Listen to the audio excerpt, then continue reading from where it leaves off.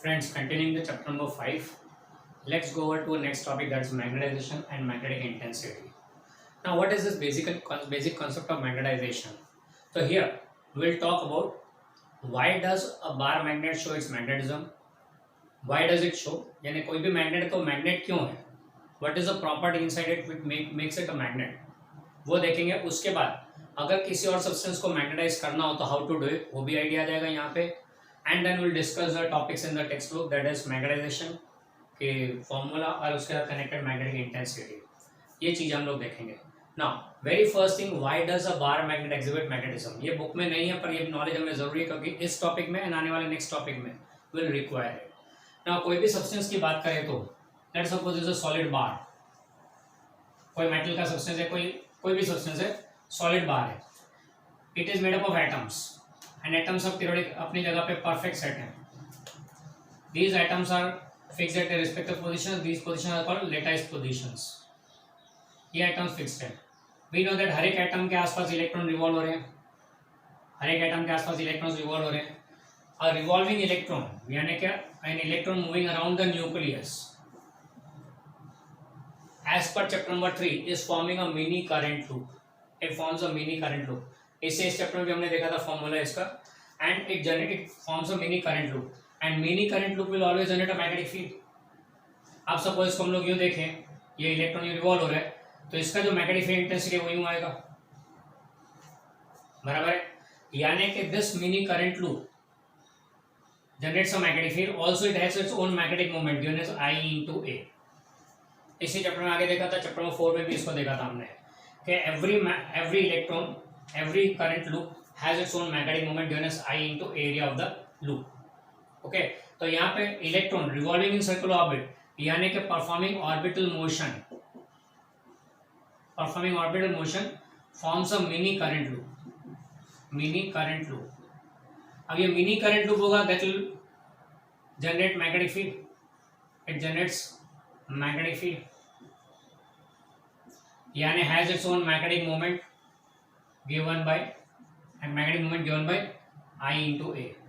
M is equal to I into A. ये हर एक electron की बात है. अब किसी भी एक एटम में देखो तो there will be more than one electrons, बराबर है. अब more than one electrons will be revolving in orbits, circular orbits.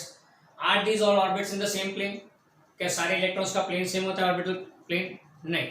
Each of the electron revolves in different orbit. Suppose ये न्यूक्लियस में एक इलेक्ट्रॉन यूँ घूम रहा है तो दूसरा यूँ घूम रहा है, तीसरा यूँ घूम रहा है and so on. Each of them is revolving in different orbits. यानी हर एक का magnetic moment which is always perpendicular to the loop. It is always perpendicular to the loop at the center. तो ये वो मैग्नेटिक मोमेंट का direction है. तो हर एक का मैग्नेटिक मोमेंट किसी का यूँ आया, किसी का इस तरफ आया, किसी का इस तरफ आया. यानी कि in the substance there are many atoms. These atoms have many electrons. And these electrons have the dipole moment oriented in different directions. Their magnetic dipole moment oriented in different directions. बराबर है. अब ये एक electron की बात करें तो ऐसा कुछ दिख रहा है, तो बहुत सारे इलेक्ट्रॉन्स है तो उनके लिए कैसा होगा, dipole will be arrange in different directions. एक सिंपल सा आइडिया ले तो यहाँ पे let's create a figure sort of thing. एक आइडिया लेते हैं कि क्या दिखे, कैसा दिखता होगा. किसी के इलेक्ट्रॉन का डायपोल मोमेंट यूँ है, किसी का यूँ है, किसी का यूँ है. तो all this dipole moment will be randomly oriented. All this dipole moment will be randomly oriented. And in random orientation के कारण रिजल्टेंट क्या होगा, तो रैंडम ओरिएंटेशन का resultant is always zero. Okay, random orientation का रिजल्टेंट इज ऑलवेज जीरो. इसलिए substance के लिए रिजल्टेंट मैग्नेटिक मोमेंट जीरो आएगा. रिजल्टेंट मैग्नेटिक मोमेंट जीरो आएगा तो क्या होगा, it will not be showing any magnetic tendency. क्योंकि सारे डायपोल मोमेंट डिफरेंट डायरेक्शन में ओरिएंटेड है, जिसका रिजल्टेंट रैंडम मोशन का always resultant is zero. We know very well कि रैंडम ओरिएंटेशन लो या रैंडम मोशन लो, रिजल्टेंट हमेशा जीरो आता है, बराबर है. तो यहाँ पे भी ऐसा ही कुछ है. अब अगर इनको यानी कुछ सबसे ऐसे हैं जिनमें ये जो ओरिएंटेशन है मैग्नेटिक मोमेंट के, they are in one direction only. Majority are in same direction, यानी सबके लिए यूं. तो इस केस में क्या होगा, देखो जहां से मैग्नेटिक फील्ड बाहर आ रही है वो नॉर्थ पोल हो गया, दूसरा साइड साउथ पोल हो गया. लूप का एक साइड नॉर्थ पोल, दूसरा south pole, because always magnetic dipole moment. तो यहाँ पे देखो सारे north oriented towards the right, तो ये नॉर्थ पोल बनेगा, सब्सटेंस का ये साउथ पोल बनेगा and this will be as a magnet. तो मैग्नेट अन्य किसी ऑर्डिनरी सब्सटेंस के बीच का डिफरेंस देख लो तो ये है, यानी हर एक में मैग्नेटिक डायपोल मोमेंट्स है क्योंकि electrons are revolving in every substance. electrons are revolving in their circular orbits, so each substance will have magnetic moment of itself. पर नेट मैग्नेटिक मोमेंट पूरे सब्सटेंस का देखो तो रैंडमली ओरिएंटेड इलेक्ट्रॉन्स के कारण zero रहता है, जबकि कुछ एक सब्सटेंस में स्पेशली आयन में एंड स्पेशली आयन से बने हुए मैग्नेट में all the dipole moments are in same direction, thus creates a resultant dipole moment shown by this way, and thus that substance behaves a magnet. तो magnet जैसा behave कराने के लिए क्या जरूरी है कि all this magnetic dipole moment should be in same direction, all magnetic moment of the moments of the electrons should be in same direction. ये सिचुएशन कैसा हो गया? ये इंडियन क्लासरूम में सारे बच्चे एक ही डायरेक्शन में बैठते हैं, एक ही डायरेक्शन में बात कर रहे होते हैं, सामने टीचर है, everyone is looking to him and talking and sincerely attending to him, बराबर है. इसलिए यहाँ पे पढ़ाई का लेवल कुछ और होता है. This is an American classroom. You know very well कि अमेरिकन क्लासरूम में the students are not bound to see towards the teacher only. अगर उन्हें उनकी बात सुननी है तो ठीक है, नहीं तो किसी और डायरेक्शन में मुंह करके बैठ सकते हैं. किसी बंदे को अच्छा लगा तो खिड़की के बाहर देख रहा है. टीचर कैन नॉट से द पर्सन दैट तू इधर देख और इधर ही ध्यान दे, नहीं. That's a freedom for student. यानी कि रैंडमली ओरिएंटेड होते हैं. इससे रिजल्टेंट क्या आएगा? वहाँ पे साइंस मैथ्स में शायद बच्चे इतने पावरफुल नहीं है जितना हमारे एशियन कंट्रीज में, क्योंकि यहाँ पे सिस्टम एक ही डायरेक्शन. फिजिक्स का क्लास है तो खाली physics and nothing else. Chemistry का क्लास हो केमिस्ट्री के सिवा कुछ और नहीं पढ़ने का. यू आर फोकस्ड एंड वो भी सब बच्चे एक ही चैप्टर एक ही पैराग्राफ साथ में चल रहा है जो सर पढ़ा रहे हैं वो. तो that becomes a bar magnet case. यानी कि if all the magnet movement are oriented in the same direction तो ये बार मैग्नेट फॉर्म हो जाएगा. तो कोई भी मैग्नेट अपने मैग्नेटिक कैरेक्टरिस्टिक क्यों बताता है? द रीजन इज दिस, उसमें सारे डायपोल मोमेंट सेम डायरेक्शन होते हैं, जबकि बाकी सब्सटेंस में रैंडमली ओरिएंटेड रिजल्टेंट जीरो होता है.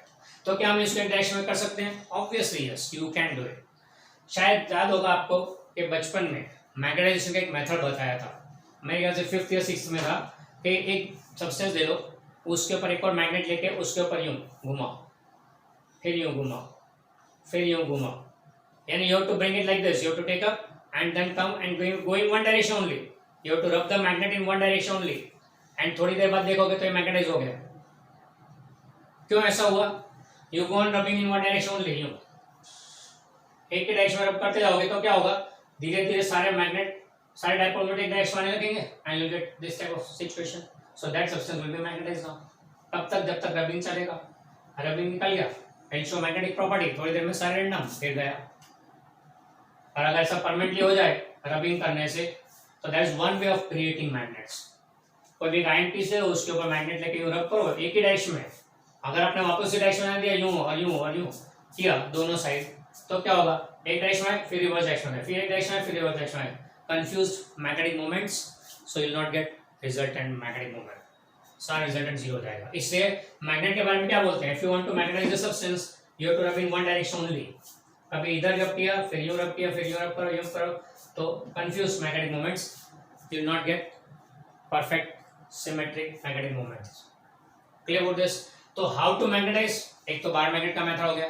दूसरा मेथड किसने उसे मैग्नेटाइज किया? तो बार मैग्नेट ने. बार मैग्नेट क्यों? क्योंकि उसके पास एक मैग्नेटिक फील्ड है. तो एक मैग्नेटिक फील्ड ऐसे जनरेट कर सकते हैं. कैसे? सॉलिनॉइड के बीच में रख दो सब्सटेंस को. एक सॉलिनॉइड लिया कैरिंग सम करंट आई, इस सब्सटेंस को बीच में डाल दो. नाउ मैग्नेट सॉलिनॉइड में करंट आई फ्लो हो रहा है, उससे कारण यहाँ पर मैग्नेटिक फील्ड जनरेट होगा सॉलिनॉइड का, जिसका डायरेक्शन यूं आएगा. ये हो गया direction magnetic field generated to solenoid. Solenoid के कारण जनरेट हुआ मैग्नेटिक फील्ड बाय बीज जो बोल देते हैं. अब उस मैग्नेटिक फील्ड के इन्फ्लुएंस में सारे डायपोल मोमेंट्स धीरे धीरे एक डायरेक्शन आने लगेंगे. एक डायरेक्शन आने लगे मतलब क्या हुआ? मैग्नेटाइजेशन पॉसिबल हुआ. इसको क्या बोलेंगे? इस केस में इस सब्सटेंस को क्या बोलेंगे?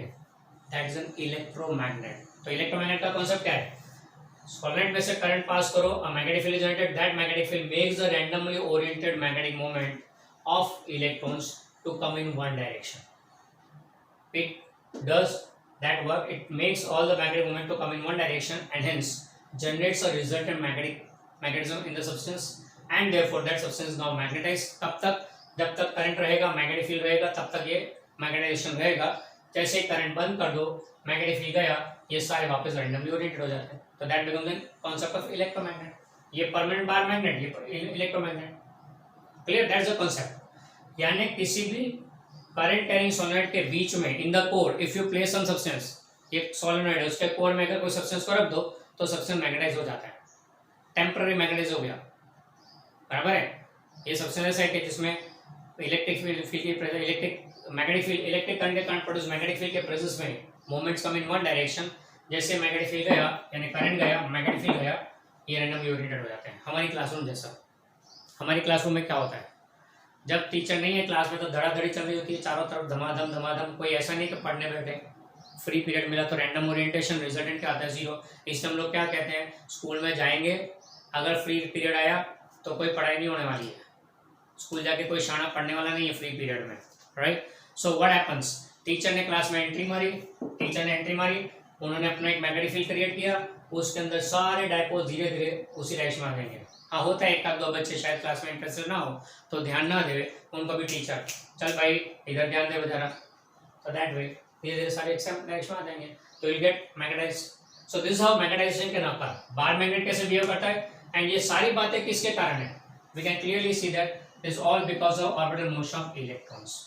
Even spin motion also contributes, पर फिलहाल हमें स्पिन मोशन पे ध्यान नहीं देना है, फिलहाल हमें उस पर ध्यान नहीं देना है। Will just talk about orbital motion of electron. Is this clear? यानी कि सब्सटेंस में हर एक इलेक्ट्रॉन का अपना डायपोल मोमेंट होता है given by I into A। ऐसे सारे टोटल मोमेंटम मार दो, सारे मैग्नेटिक मोमेंट ऐड कर दो, तो that means total dipole moment, total magnetic dipole moment in the substance divide by volume, कितना वॉल्यूम ऑक्यूपाई किया वो, इसको बोलेंगे magnetisation. This is called M magnetisation, और it's also more exactly called intensity of magnetisation, intensity of magnetisation, बराबर है। ये intensity of magnetisation क्या है, total dipole moment in use, हर एक का इंडिविजुअली हो गया, हर एक का individual given by this formula. ऐसे ईच इलेक्ट्रॉन का ले लो मैग्नेटिक मोमेंट, तो टोटल बनेगा MT, तो total dipole moment per unit volume is called intensity of magnetisation. ये इसका यूनिट क्या आएगा, तो मैग्नेटिक मोमेंट का यूनिट क्या होता है, एम्पियर इंटू मीटर स्क्वायर, तो टोटल का भी वही आएगा ampere into metre square upon volume का metre cube, so this will come out to be ampere per metre. तो unit of intensity of magnetisation is ampere per metre. And dimensional equation फिर तो बहुत easy हो गया, M0 L-1 T0 A1, that's the dimensional formula for intensity of magnetisation, बराबर है। तो ये हो गया इंटेंसिटी ऑफ मैग्नेटाइजेशन के बारे में, दैट्स कैपिटल M। ओके, ये मैग्नेटाइजेशन क्यों जनरेट हुआ है, because of this current passing which generates magnetic field, and उस मैग्नेटिक फील्ड में ये सारे एक डायरेक्शन में ओरिएंट हो गए। कहानी कुछ सिमिलर है, ऐसे ही हमने कहीं पे पढ़ा हुआ है, थोड़ा थोड़ा अगर याद आए तो। Chapter number 2 when we talked about capacitor, तो कैपेसिटर में याद होगा दो प्लेट के बीच में कुछ नहीं था, तो कैपेसिटेंस जो आता था वो, बराबर है। फिर कोई मटेरियल रख दिया, वी प्लेस डाइलेक्ट्रिक मटेरियल।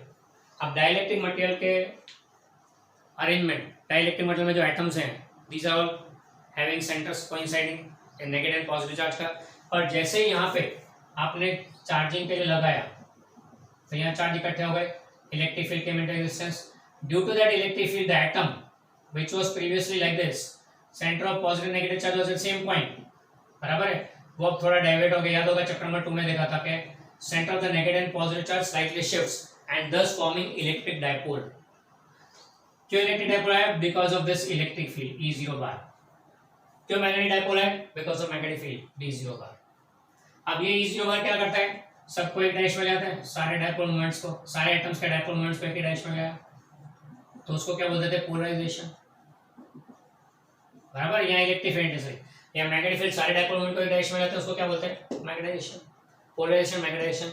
याद होगा यहाँ पे हमने बोला था कि हर एक का individual dipole moment P is given as Q into distance to it, पर इन सब डायपोल मोमेंट का, सारे डायपोल मोमेंट का टोटल मानो तो PT upon volume was given the name capital P, intensity of polarisation. Hope you remember this, ये chapter number 2 में हमने पढ़ा था। Same to same, total dipole moment per unit volume, intensity of magnetisation.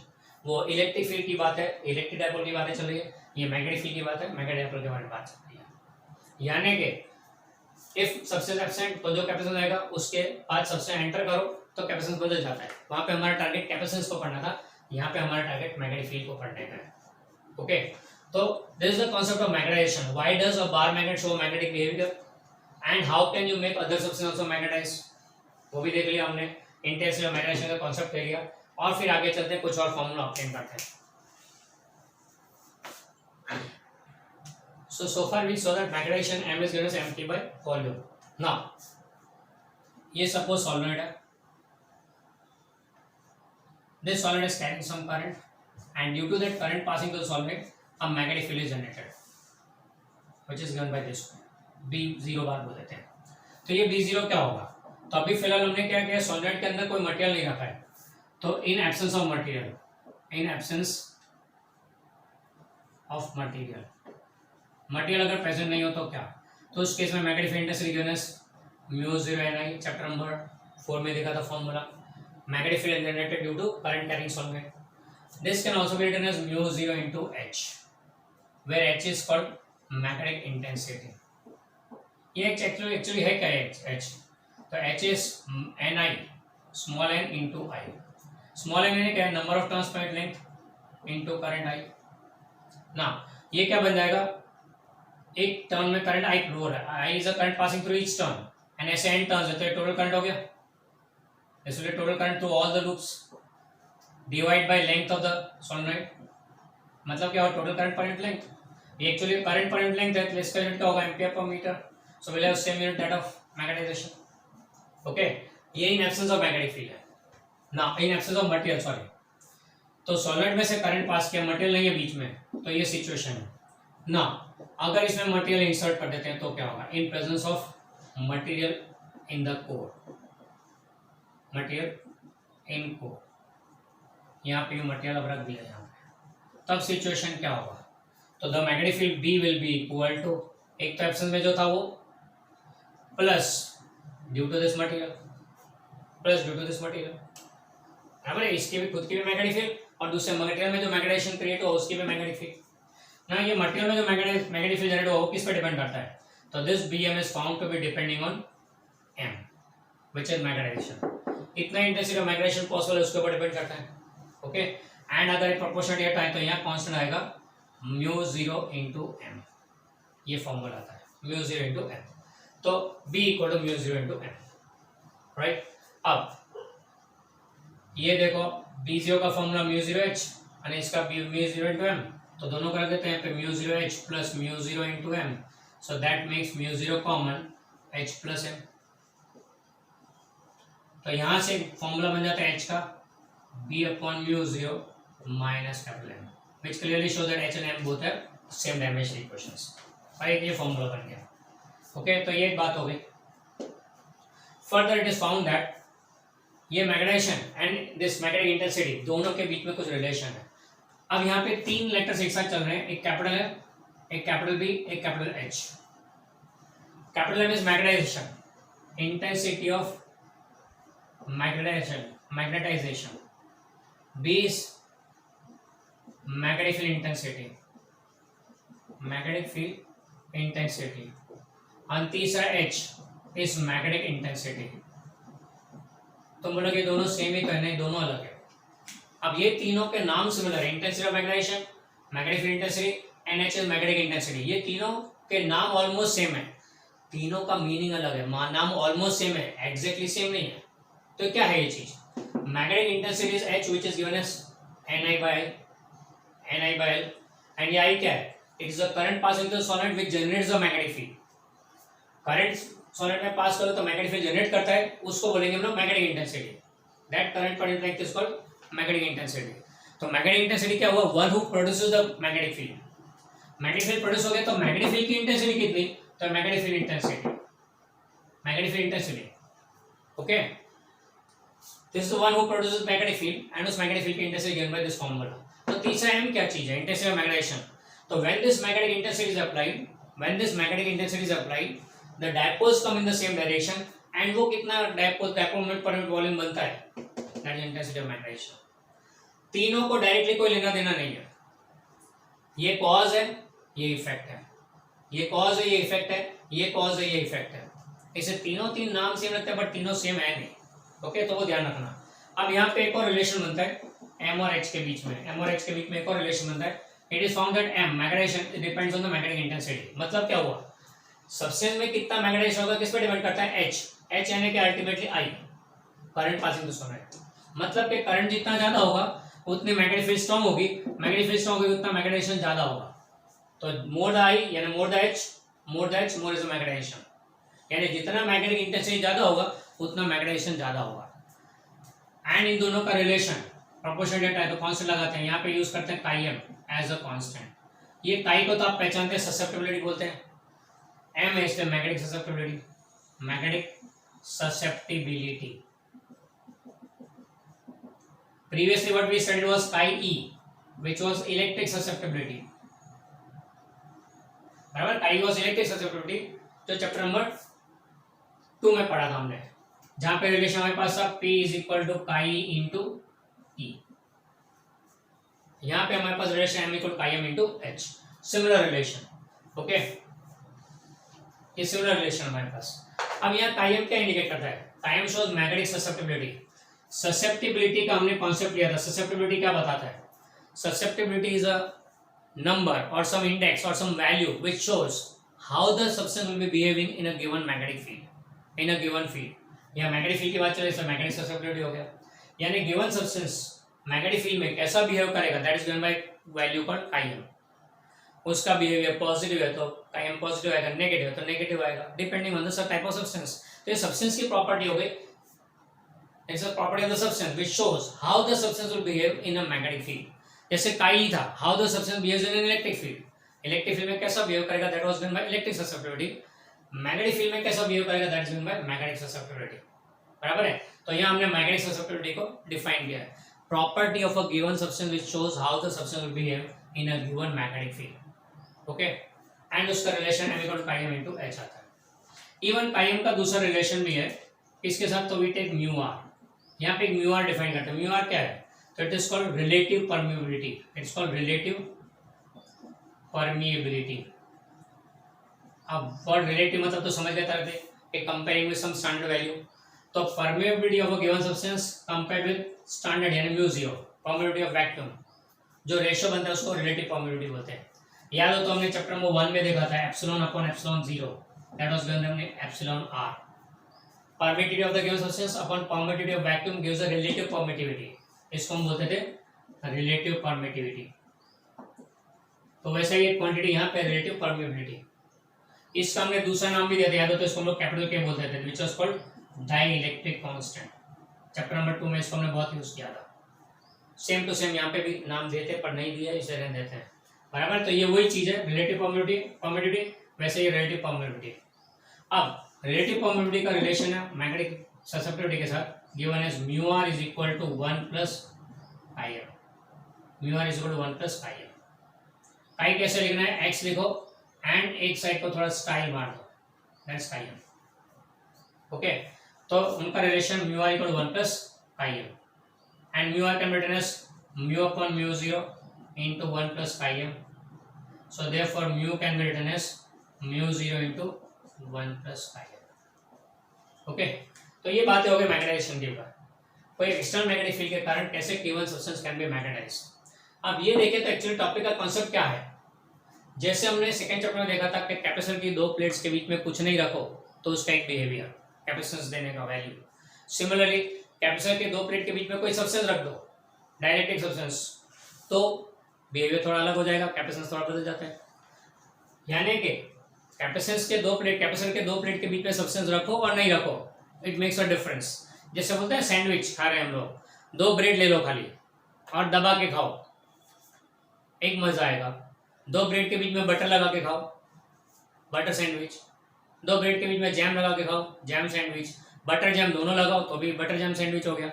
आलू मटर भर दो, आलू में मटर सैंडविच हो गया। वेजिटेबल डाल दो, वेजिटेबल सैंडविच हो गया। हर एक में एक अलग जायका मिलता है। 2 प्लेट वही ऐसे किसे, बीच में मटेरियल बदलते जाओ, the capacitance comes out to be different. Same to same यहाँ पे भी है, एक सॉलिड है, current carrying solid has some magnetic field, पर अगर मटेरियल डाल दो तो कुछ और मैग्नेटिक फील्ड आ गया। देखो B0 था, उसका B आ गया। एंड B को अगर तुम इन लॉन्ग रन देखो तो this comes out to be mu into H। B comes out to be mu into H, यानी एब्सेंस हो तो म्यू 0H, प्रेजेंस हो तो म्यू इनटू H, है ना। यानी कि सिचुएशन कैसा है कि सॉलिड के अंदर करंट पास करो तो मैग्नेटिक फील्ड जनरेट होता है, पर कोर में कुछ नहीं रखा, वैक्यूम है, तो अलग उसका मैग्नेटिक फील्ड है। वैक्यूम के अंदर कोई और सब्सटेंस रख दो तो मैग्नेटिक फील्ड बदल जाता है। यानी magnetic field is affected due to presence of material within the solid. And material बदलते जाओ, अकॉर्डिंगली बी की वैल्यू भी बदलती जाएगी। मटेरियल बदलोगे तो म्यू बदलेगा, मटेरियल की परमिटिविटी बदलेगी तो फिर बी बदलेगा। ओके, तो this topic is similar to that of capacitor. Capacitor with dielectric substance, वैसे solvent with some material core, दोनों बातें सेम हो गई। तो ये टॉपिक का वही कंसेप्ट था बेसिकली। ये आपका 18 नंबर का question, 18 number question has been covered है।